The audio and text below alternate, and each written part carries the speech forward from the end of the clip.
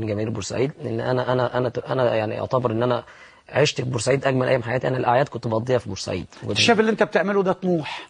انا طموح يا كابتن، انا عايز ارجع للبطولات، عايز ارجع تاني للبطولات. انا فضلت مع النادي المصري لاخر مباراه لحين اخد مركز رابع. لو انا كنت خدت مركز رابع مع المصري كنت نفسي العب في افريقيا. انا كان نفسي اكمل مع النادي المصري افريقيا والعب، لكن ما حصلش نصيب بدليل اللعيبه كلها اثبتت وجودها وشدينا حيلنا. احنا 23 بونت يا كابتن بين 4 و43 بونت.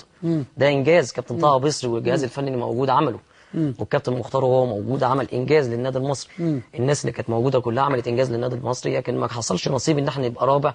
كل ده هيجي يا كابتن، النادي المصري لسه جاي. شايف ان النادي المصري ممكن ياخد بطولات؟ النادي المصري هياخد بطولات، النادي المصري هيخش في بطولات كويسه وهيلعب لان جماهيره دي يا كابتن اللي تيجي الاستاد دي تستحق ان هو ياخد بطولات. دي النقطه اللي انا بتكلم فيها يا كابتن. لكن طيب نخش في المشكله عشان انت عايز توضحها بالذات، يعني انت اكتر واحد توضح ايه هي المشكله. انا يا كابتن مشكلتي ان النادي المصري بعت لاتحاد الكوره العقد اللي هو 2011 2012.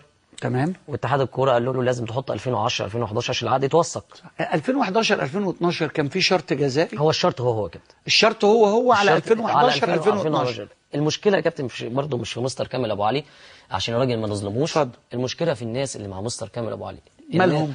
الناس اللي كتبوا العقد كانوا لازم يغيروا الشرط الجزائي، لان هو زود سنه عليا. انا بلعبها 2010 2011 و2011 2012. الله ينور عليك. يعني انت عارف ان الاتفاق الضمني اللي بينك وبين النادي المصري ده من 2011 2012؟ لا 2010 2011. لا انت الكلام الاول ماشي يا كابتن على 2011 2012. لكن الناس اللي كتبت ما عندهاش الخبره، ما عندهاش الخبره، فكتبوا الثغره اللي تقدر انت من خلالها. ما غيرش الشرط الجزائي. كان ممكن يقول لي حق اللاعب الانتقال بعد الموسم الثاني مش الموسم الاول.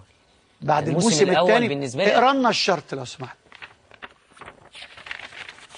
هو بيقول لك كابتن تبدا مده هذا العقد سريانه تبدا من موسم 2010 2011. تمام. السنه الاولى 2010 2011. تمام. السنه الاولى. السنه الاولى. الشروط الخاصه كابتن بيقول لك حق اللاعب الانتقالي لاي نادي اخر بعد انتهاء الموسم الاول من هذا العقد بدافع 1.5 مليون جنيه. تمام. النقطه الاخيره في العقد فيها ايه؟ مكتوب لموسم 2011 2012. طب دي متعارضه يا كابتن؟ الكلام غير انت بتتكلم الكلام غير اللي مكتوب. انا متفق معاك تماما. اللي بالعربي غير الارقام. صح. انا دي ثغره بالنسبه لي. انا ماليش دعوه، انا بالعربي غير الارقام. اللي كتب كان لازم يا كابتن بدليل ان العقد الشرط ما اتغيرش. كان لازم يقول يحق اللاعب انتقال النادي بعد نهايه الموسم الثاني من هذا العقد في سنه 2011 2012. اللي هي السنه من هذا العقد اللي هو يبدا سريانه من 2010 2011. اكتشفت ده امتى يا احمد؟ انا اكتشفته من 5 شهور يا كابتن او 6 شهور. عشان ازاي؟ من 6 شهور يا كابتن. انا كنت قاعد انا ماسك العقد وماسك كل حاجه، وكان في ناس من النادي المصري مش هذكر اسماء كانت قاعده. تمام. لا مش عايزين اسماء. مش هذكر اسماء حد. كانوا قاعدين وبيتكلموا يعني ازاي العقد كده واحنا لازم نرجع وممكن نمضيه تاني والكلام ده كله. ان احنا هم اللي فتحوا لك عينك. انا ما كنتش اخد بالي من حاجه يا كابتن. هم اللي بيحكوا قدامي. انا سمعت ناس بتتكلم بتقول لك احنا ممكن نمضيه تاني ونرتاح بدل ما نخش في ازمه بعد كده. لان دي ازمه يا كابتن. حق اللاعب الانتقال بعد نهايه الموسم الاول من هذا العقد. انا مش دعوه بالارقام، انت تكتب الارقام اللي انت عايزها، لكن انا ليا الكلام اللي مكتوب بالعربي. العربي غير اللي تحت، يبقى في كلام مش متناقض، الكلام متناقض مع بعضه. دي النقطه اللي وانا سمعتها. فروحت مسكت العقد بتاعي. انا ما كانش في دماغي خالص يا كابتن. انا مسكت العقد بتاعي ببص فيه يحق اللاعب الانتقال نهايه الموسم الاول من هذا العقد. لقيت ان في كلام يا كابتن مخالف مع الكلام اللي تحت.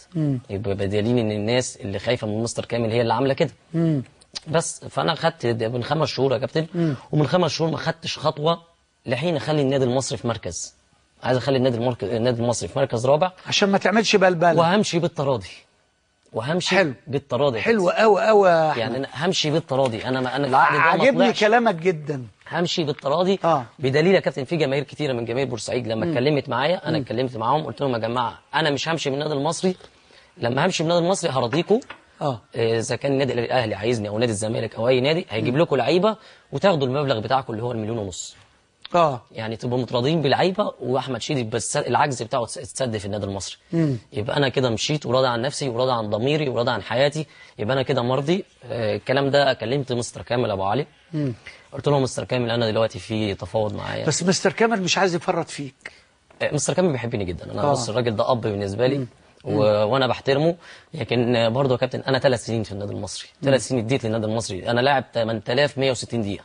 انت حاسبهم كانت 8160 دقيقه يعني لعب 90 مباراه. 90 مباراه غير شمال افريقيا غير كاس مصر. يعني دخلت لي في 105 ماتش. ولاعب بسم الله ما شاء الله يعني. الحمد لله.